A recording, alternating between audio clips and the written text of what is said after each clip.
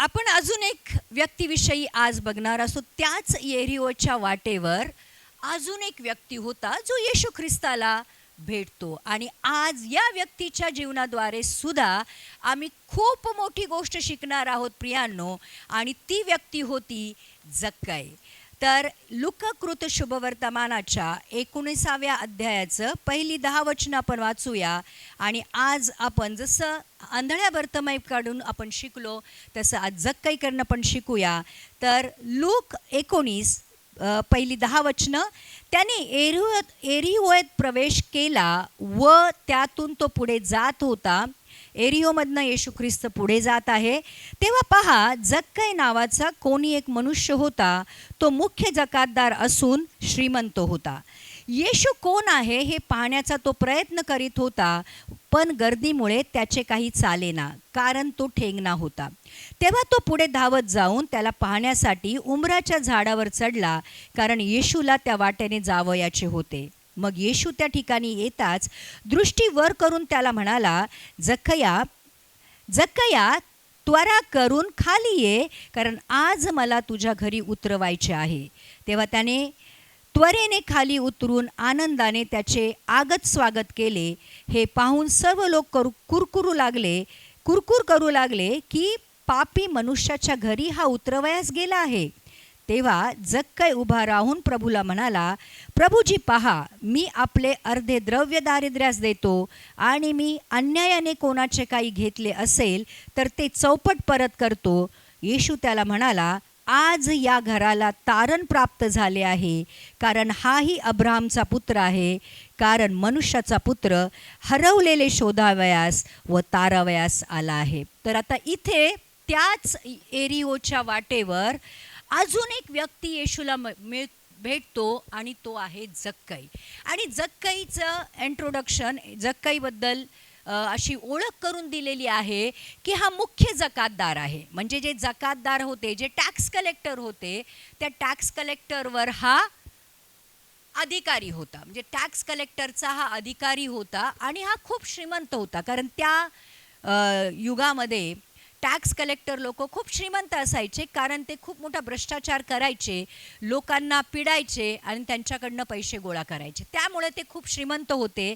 आणि मग हा जो जक्कई होता, हा येशू ख्रिस्ताविषयी ऐकून होता. त्याला माहीत होतं की कारण येशू ख्रिस्ताची कीर्ती सगळ्या यहुदिया, सामरिया, इस्रायलमध्ये सगळीकडे पसरलेली होती. आणि सगळ्यांना माहिती होतं की येशू ख्रिस्त काय करतो. आणि हा जक्कई जो होता, या जक्कईला येशू ख्रिस्ताविषयी जे त्यांनी ऐकलं होतं, आता असं झालं होतं की त्याला बघायची उत्सुकता होती. कारण त्यांनी एवढं ऐकलं होतं, तर त्याला असं वाटलं की हा व्यक्ती एवढं चिन्ह चमत्कार करतो, हा व्यक्ती एवढं सामर्थ्याने, अधिकाराने वचन सांगतो, तर एकदा अगर तो त्याच रस्त्याने जात आहे तर त्याला आपण बघूया. म्हणजे त्याच्या मनामध्ये येशूकडनं काही मिळण्याची अपेक्षा नव्हती. हा जक्कई खूप श्रीमंत होता, हा अधिकारी होता, हा एक मोठा इन्फ्लुएन्शियल त्या युगामधला एक मोठा श्रीमंत व्यक्ती होता, अधिकारी होता. त्याच्याकडे कुठल्या गोष्टीची कमी घटी नव्हती. आणि त्याला येशूकडनं काही पाहिजे नव्हतं. बेसिकली त्याला येशूकडनं काही पाहिजे नव्हतं. फक्त त्याच्या मनामध्ये एक इच्छा होती की मला येशूला बघायचं. पण मनामध्ये कुठेतरी त्याला येशूला जाण्याची इच्छा होती. आणि मग येशू बरोबर शिष्य आणि खूप मोठा समुदाय चालत होता. आणि जक्कई जरी पैशाने आणि अधिकाराने जरी मोठा होता, परंतु त्याच्यामध्ये कमी ही होती की तो उंचीने छोटा होता. तो काय होता? नाटा होता, तो बुटका होता. आता आपल्याला माहिती आहे की जेव्हा खूप मोठा समुदाय एखाद्या व्यक्तीबरोबर जातो, आपण किती पाय उंच करून बघितलं तरी त्या व्यक्तीला बघू शकत नाही, कारण खूप मोठा समुदाय त्या व्यक्तीला असा घेराव केलेला असतो आणि घेऊन जातो. पण आज या जसं आंधळ्या बर्तमईला त्या दिवशी येशू ख्रिस्ताला भेटायचंच होतं, तसं आज या जक्कईला येशूला बघायचंच होतं, है ना. म्हणून तो काय करतो, हा इतका मोठा अधिकारी असून सुद्धा येशूला बघण्यासाठी त्या जो समुदाय होता त्याच्या पुढे धावत जातो. अधिकारी लोक कधीही धावत नसत, ते त्यांच्या प्रेस्टिजच्या विरुद्ध होतं. परंतु याच्या मनामध्ये येशूला बघण्याची एवढी इच्छा होती की त्या जनसमुदायासमोर, सगळ्यांच्या डोळ्यासमोर तो पळत जातो आणि एका उंबराच्या झाडावर जाऊन चढतो. प्रियांनो, जर आज कुठला डेप्युटी कलेक्टर किंवा एखादा IPS IAS अधिकारी समजा असा लोकांच्या समोर पळत गेला आणि कुठल्या तरी झाडावर जाऊन बसला तर कसं वाटेल? त्याच्या डिग्निटीला ते चांगलं त्याला शोभणारं नव्हतं. परंतु जे काही जक्कईने केलं त्या दिवशी त्याला येशूला बघायचंच होतं. आणि म्हणून काय होतं, हे आम्ही समजणं खूप सोपं नाहीये की जक्कई एक प्रतिष्ठित व्यक्ती असूनही धावत जाऊन झाडावर चढणं ही त्याच्यासाठी मोठी गोष्ट होती.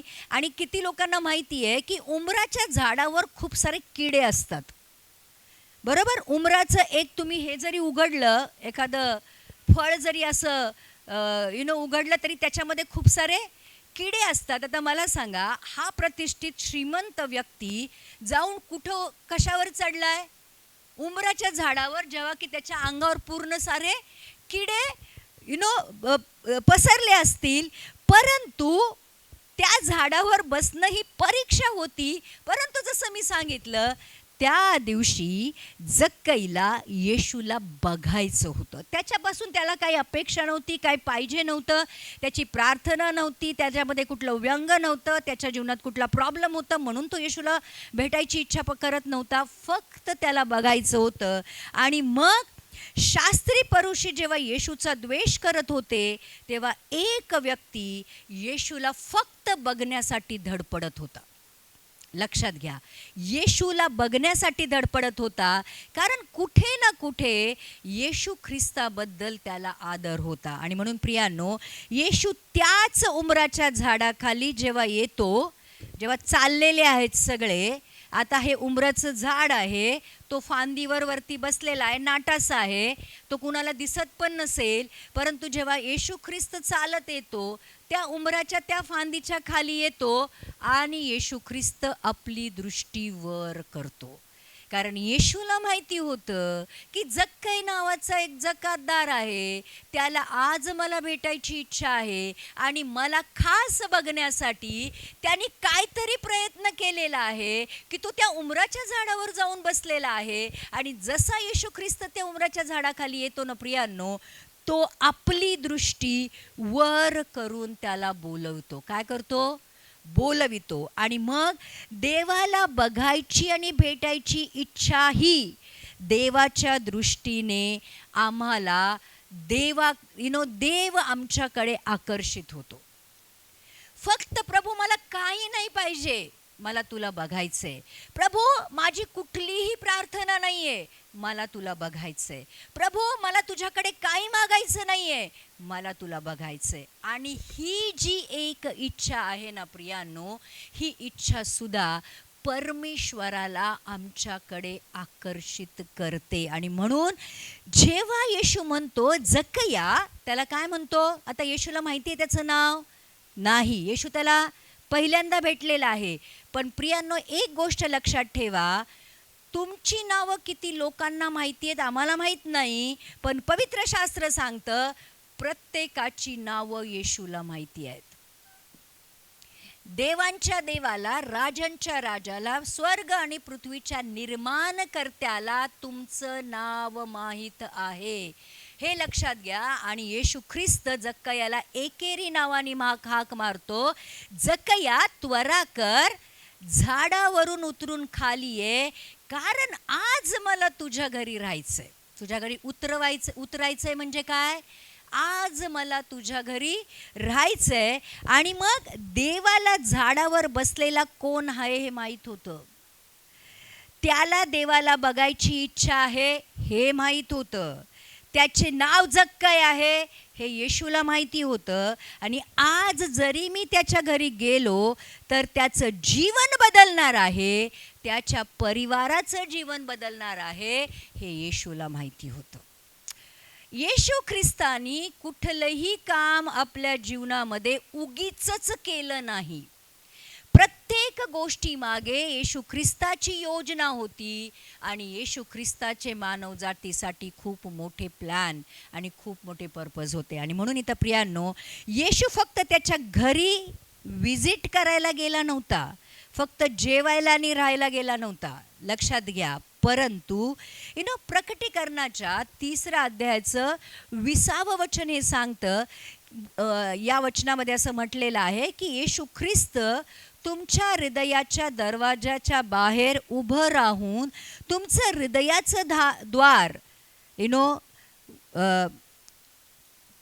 3:20 प्रकटीकरणामध्ये खूप सुंदर वचन आहे जे आम्ही नेहमी वाचतो, पण त्याचा आज अर्थ समजून घ्या प्रियांनो. पहा, मी दाराशी उभा आहे व दार ठोकीत आहे. जर कोणी माझी वाणी ऐकून दार उघडील तर मी त्याच्याजवळ आत जाईल व त्याच्याबरोबर जेवीन आणि तो माझ्याबरोबर जेवीन. याचा अर्थ आहे, आज जक्कईच्या हृदयाचा दरवाजा येशू काय करत होता? त्याच्या घराचा दरवाजा नाही, कुठला? त्याच्या हृदयाचा दरवाजा तो ठोकत होता आणि त्याला म्हणत होता, जक्कई, आज मी तुझ्या जवळ आलेलो आहे, तुझ्या हृदयाचा दरवाजा तू उघडशील का माझ्यासाठी? आणि मग तो त्याला म्हणतो, आज मला तुझ्या घरात राहायला यायचंय. आणि मग प्रियांनो, नुकताच एक भिकारी आंधळा बर्तिमाय येशूकडे आला होता आणि आता हा जो बर्तिमाय कोण होता? भिकारी होता, आंधळा होता, बरोबर. काही मिनिटापूर्वीच येशू ख्रिस्तानी एक जीवन कम्प्लिटली बदललं होतं आणि आता हा व्यक्ती एक श्रीमंत प्रतिष्ठित व्यक्ती होता, बरोबर.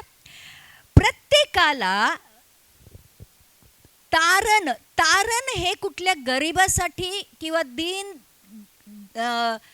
काय म्हणतात ना, आजारी लोकांसाठीच नाहीये, तर येशू ख्रिस्तानी तारण श्रीमंत लोकांना पण दिलं, बरोबर. तर इथे परमेश्वराची योजना श्रीमंतांसाठी सुद्धा तारण देण्याची होती. तेव्हा जक्कईने येशूला नकार दिला नाही, खाली उतरून आनंदाने त्याचे आगत स्वागत केले. प्रियांनो, जक्कई म्हणू शकत होता की नाही, ए बाबा, मला तुला फक्त बघायचं होतं, तू माझ्या घरी बिरी येऊ नको, बरोबर.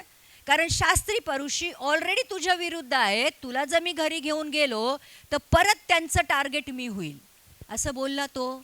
असं लिहिलंय, तो आनंदाने एका ह्याच्यामध्ये असं लिहिलंय की आनंदाने उड्या मारत त्यांनी उडी मारली त्या उमराच्या झाडावर नटुनकन खाली आणि धावत धावत तो आपल्या घरी गेला आणि आनंदाने येशू ख्रिस्ताचं आगत स्वागत केलं. तर प्रियांनो, जक्कई नाही बोलला असता तर त्या दिवशी जक्कईने आपलं तारण गमावलं असतं. परंतु जक्कईने येशू ख्रिस्ताला घरी नाही बोलवलं.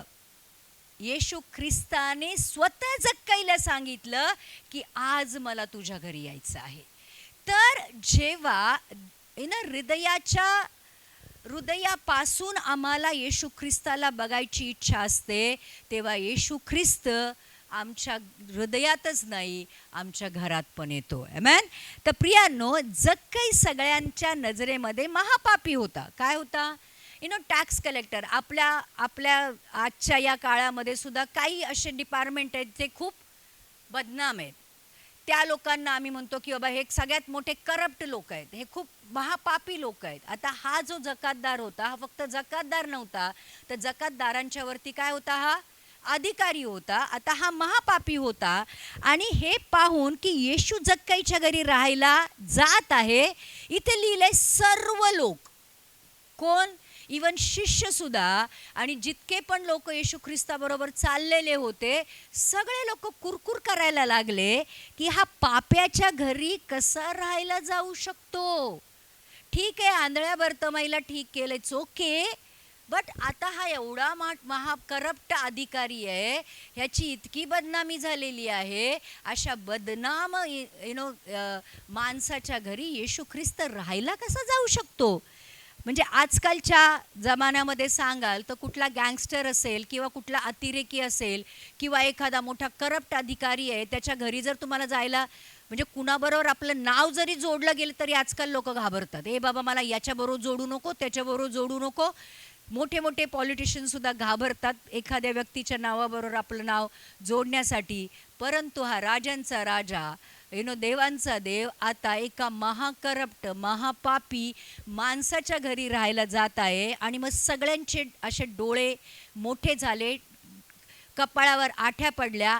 आपापसात लोक चर्चा करू लागले, ह्याला कळतंय का, हा कुठे चाललाय, हा जक्कई किती महापापी आहे, किती मोठा करप्ट अधिकारी आहे, आता त्याच्या घरी कशाला हा चाललाय, हा इतका चांगला माणूस म्हणवतो, मग हा चांगला माणूस त्या करप्ट माणसाच्या घरी कशाला चाललाय. सगळे लोक कुरकुर करू लागले, आपापसात बोलू लागले. परंतु येशूच्या त्या प्रेमामुळे जक्कई लगेच बदलला. सगळ्यांच्या समक्ष उभे राहून येशूला त्यांनी प्रभू म्हणून हाक मारली. आणि प्रभूचा अर्थ होतो परमेश्वर. प्रभू, आज मी तुला माझा परमेश्वर म्हणून स्वीकार करत आहे. आणि मग पश्चाताप त्यांनी केला आणि पश्चातापाची जी फळं आहेत ती त्यांनी लगेच दाखवली. तो काय केला, जेव्हा येशू ख्रिस्त घरी आला असेल आणि जक्कईने पण बघितलं असेल की सगळे कुजबूज करतायत. भले येशू ख्रिस्ताबरोबर खूप मोठा जमाव येशू ख्रिस्त बरोबर असल्यामुळे जक्कईच्या घरापर्यंत गेला असेल, जक्कईच्या घरामध्ये पण लोक गेली असतील. परंतु ती आपापसात ती नाराज होती. त्यांना आवडलं नव्हतं की येशू ख्रिस्त त्याच्या घरी गेला. आणि ते स्वतः पण जेव्हा त्याच्या घरी जात होते त्यांना आवडलं नव्हतं. परंतु जेव्हा जक्कईच्या घरामध्ये येशू जातो तेव्हा जक्कई एक खूप मोठी गोष्ट करतो. आणि जक्कई काय करतो प्रियांनो, तेव्हा जक्कई उभा राहून प्रभूला म्हणाला, प्रभूजी पहा, मी आपले अर्धे द्रव्य दारिद्र्यास देतो आणि मी अन्यायाने कोणाचे काही घेतले असेल तर ते चौपट परत करतो. जेव्हा पश्चाताप होतो तेव्हा पश्चातापाची फळं दिसली पाहिजे. आता ह्याला पश्चाताप होतो म्हणून हा काय करतो, तो म्हणतो की प्रभू, आजपासून मी तुला स्वीकार केलेला आहे. माझ्याकडे जी पण धनसंपत्ती आहे त्याची अर्धी धनसंपत्ती मी गरीब लोकांना वाटून टाकेल. लक्षात घ्या, आम्ही एक घटना अशी पण बघितली होती. त्याच्यामध्ये एक धनी युवक परमेश्वर येशू ख्रिस्ताकडे येतो आणि त्याला म्हणतो की सार्वकालिकाचं जीवन मिळवण्यासाठी मी काय करू. येशू ख्रिस्त त्याला म्हणतो आज्ञा पाळ. तो म्हणतो की मी जेव्हापासून मला कळायला लागलं तेव्हापासून मी तुझ्या आज्ञा म्हणजे ज्या आज्ञा आहेत त्या मानत आहेत. मग येशू ख्रिस्त त्याला म्हणतो तुझ्यामध्ये एका गोष्टीची कमी आहे आणि ती कमी ही आहे की जा, तुझी संपत्ती विक, ती गरिबांना वाट आणि परत ये आणि माझ्या मागे चालू लाग. आता हे ऐकलं त्याला असं वाटलं की सार्वकालिकाचं जीवन मिळवण्यासाठी जर मला माझी संपत्ती विकावी लागत असेल तर मला मान्य नाही. आणि असं लिहिलंय की तो युवक निराश होऊन रडवेला होऊन तिथून निघून गेला, कारण तो खूप श्रीमंत होता. आता जक्कईला येशूने सांगितलं का की संपत्ती लोकांमध्ये वाटून टाक? नाही. जेव्हा पश्चाताप होतो ना प्रियांनो, आपण आपोआप पश्चातापाची फळं आपल्या जीवनातून दाखवतो. ज्या गोष्टी आम्ही चुकीच्या केलेल्या असतात ते आम्हाला कळतं, त्याचा आम्हाला एक प्रकारे त्याचा अहसास होतो आणि आम्ही त्या गोष्टी सोडून देतो.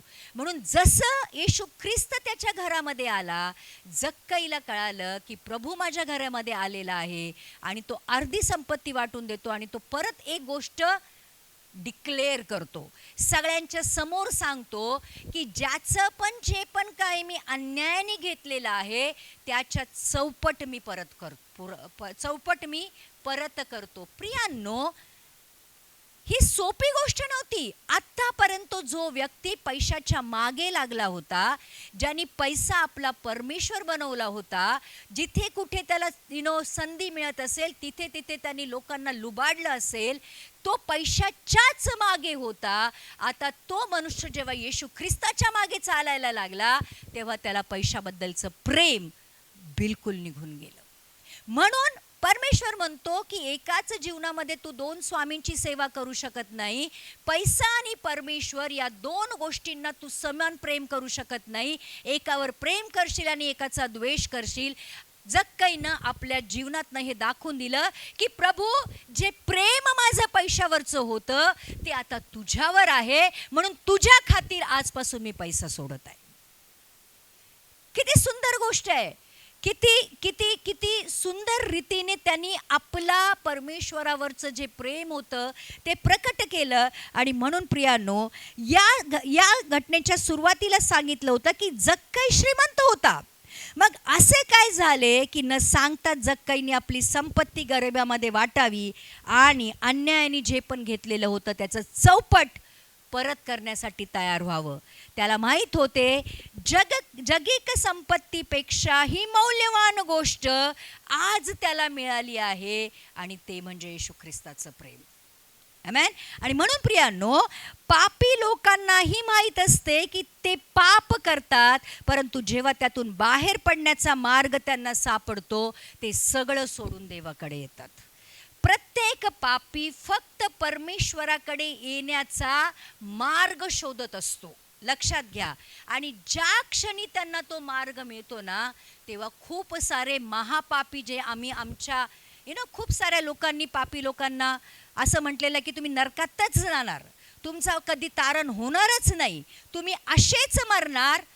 हे जे आम्ही पापी लोकांना सांगत असतो ना प्रियांनो, जो सो कॉल्ड धर्मी लोक आहेत, पण प्रियांनो आज आम्हाला त्या पापी लोकांवर दया करायची गरज आहे. त्यांना खरोखर आज हात द्यायची गरज आहे.